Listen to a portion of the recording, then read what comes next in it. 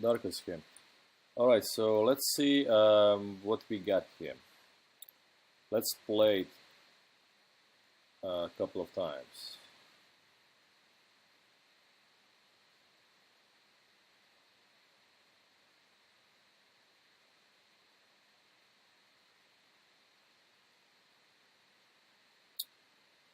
Alright, so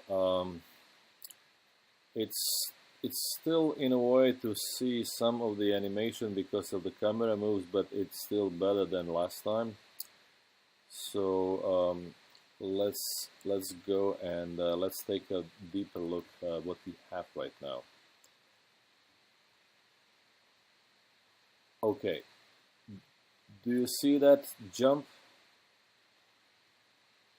Like first, he's standing there and like first, this is really weak pose. It would be nicer if he's standing there in a little bit more stable position. And then from here, he should go down in anticipation. What is this? I really don't like these isolated moves. When something moves, everything moves. Some parts more, some parts barely. But they move because otherwise we have a very strange feeling of frozen body parts. Okay, so here from this squash, he goes for a stretch.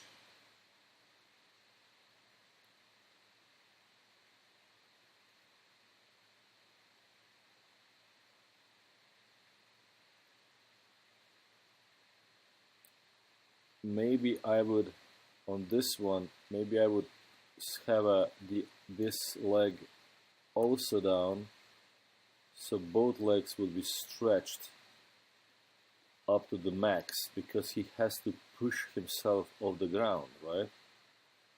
He's fighting gravity here.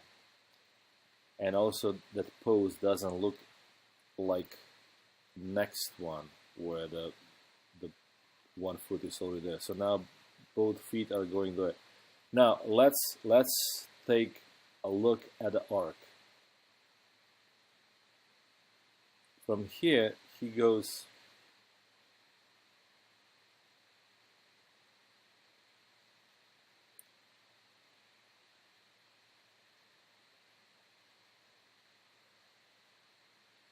this arc.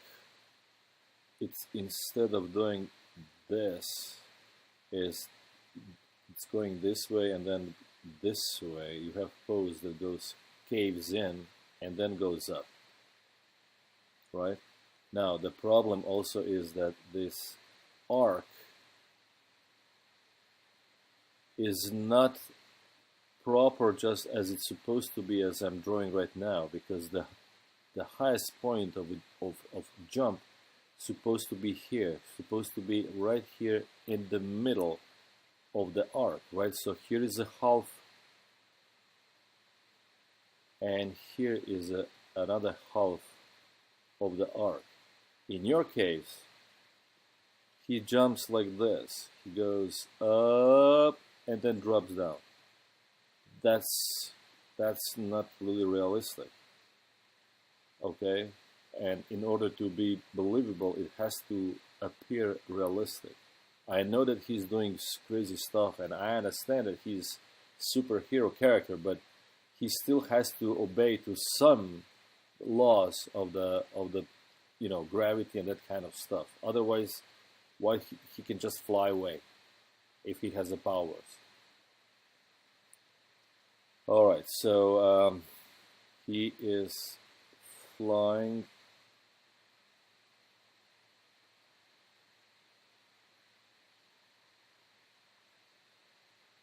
He hits the ground. It would be nice if actually this is a contact. This is a first pose where he actually hits the ground, so we call it contact, and it would be nice if he can be more stretched.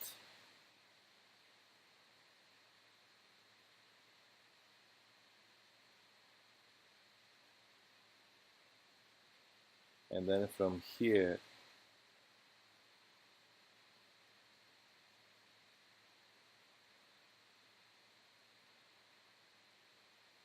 now why is he for these few frames exactly at the same pose?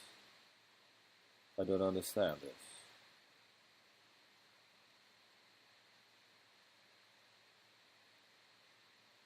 And then he changed to this, and you're holding that pose now for a...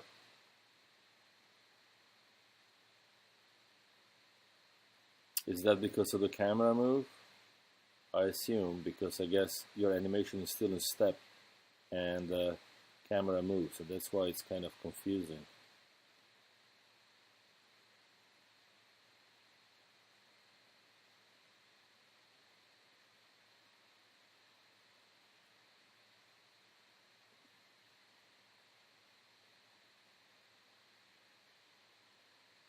Now this guy, how come he doesn't need any anticipation for this jump? Where is the squash? Shouldn't he go first down?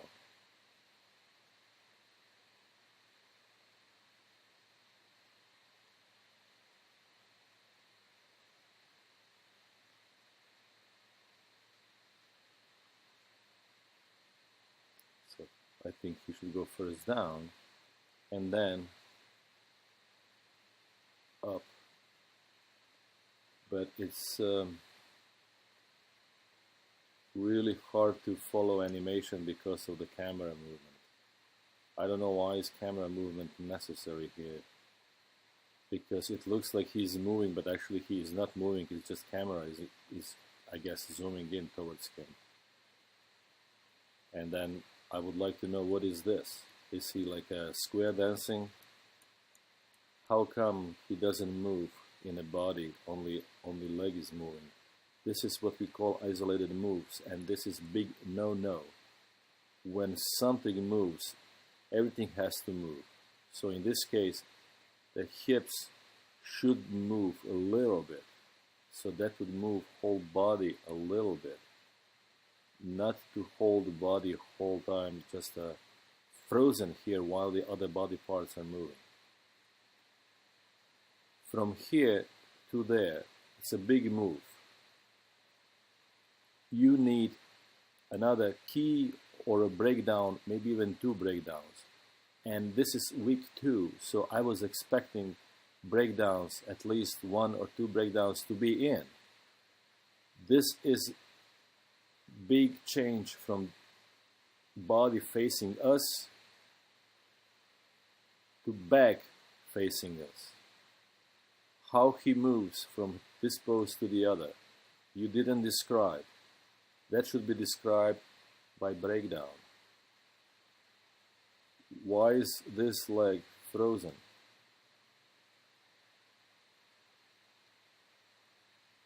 Even if that's happening exactly on the same place where the ball of the foot is on the ground, this movement should affect a heel. That heel should go up and down or wherever, but it cannot be frozen like this.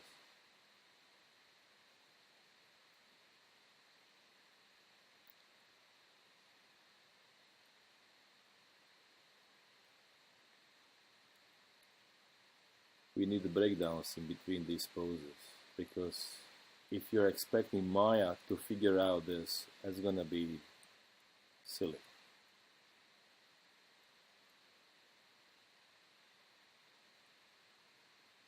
As a poses, actually, I mean, I like the poses. I really like this one. It's a really nice pose. And this is nice pose too. So this jump and turn might really look nice. I like this. But I don't like this though. But you need to define these moves with the breakdowns.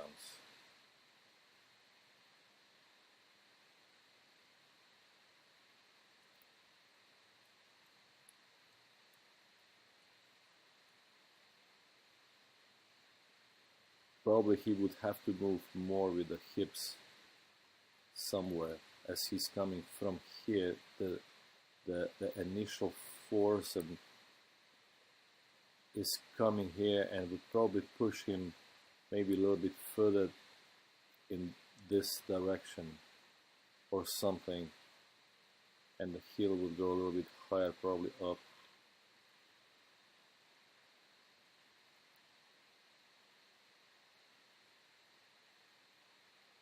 This guy's standing there, and now he's gonna start running. How come he doesn't do any anticipation? Wouldn't it be nice actually if he started with, going down?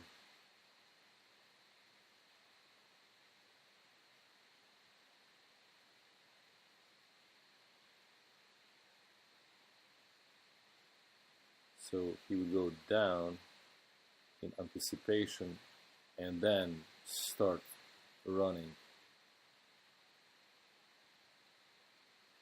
When character is running, he hits the ground with a heel. I don't know, is this what pose exactly that is? It's hard for me to say.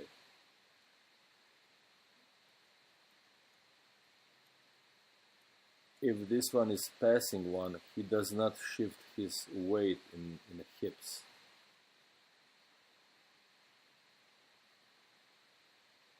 He has to shift the weight a little bit towards that leg that is actually supporting one in order for this one to be lifted.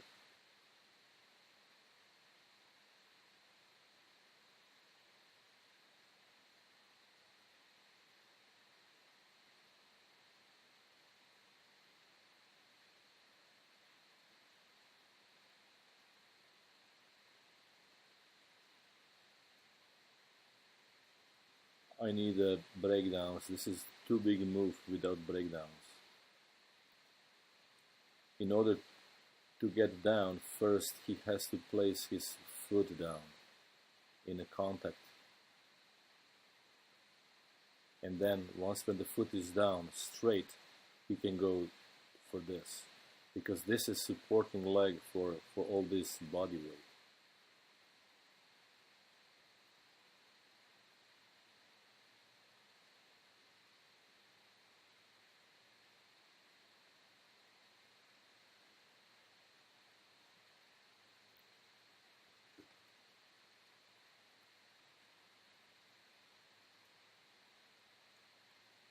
How he turns from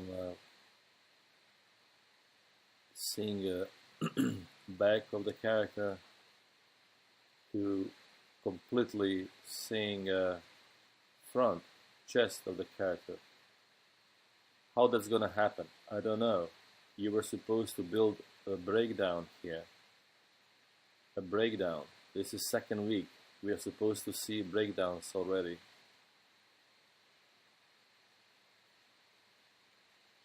This still feels like a blocking of animation.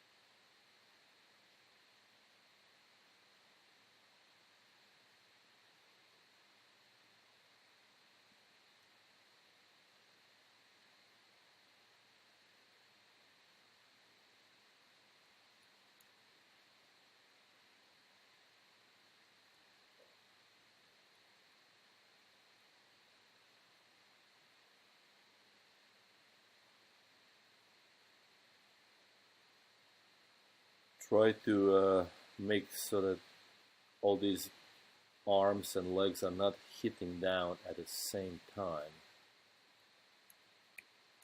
There should be overlap. Some leg is higher, the other one is not. Maybe this arm is higher than the other one.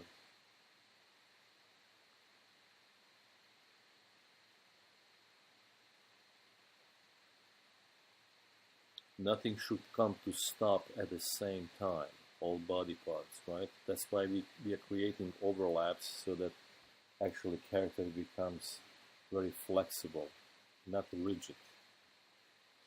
All right, so once again, what I have to say, yeah, look at here how he's dropping down suddenly like a stone. He flew here in some arc, and then he just, from here, he just goes down. So he should continue that arc to look natural, believable. All right, so I know that you like, I guess, this all action and fighting scene because it kind of reminds you of video games or very action-oriented movies. But you should really focus on animation. You are not director. You are animator. At least you want to be an animator, right? So you have to learn the skills of animation, and this camera move actually is just on the way, and is, you know, it's kind of like a bumper on the street. It's taking a focus from animation towards the camera moves. If you wanna impress somebody with the camera moves, fine, but you should impress somebody with animation at this point. All right. So what I would like you to do for next time is to build more keys into it and breakdowns. If you have one key here and another key there, there must be at least one breakdown in between. You have to define the movement, how he gets from here to there. This is the answer. How you make a breakdown will determine how this character will move, right? For more complicated moves, you would need even more breakdowns. But at least one breakdown should come between keys. All right, so just think of how to achieve believability in your animation, right? So 12 principles of animation, weight shift, anticipation, that's all important, overlaps, and so on and so on. All right, waiting for you for a post for next time. Thank you.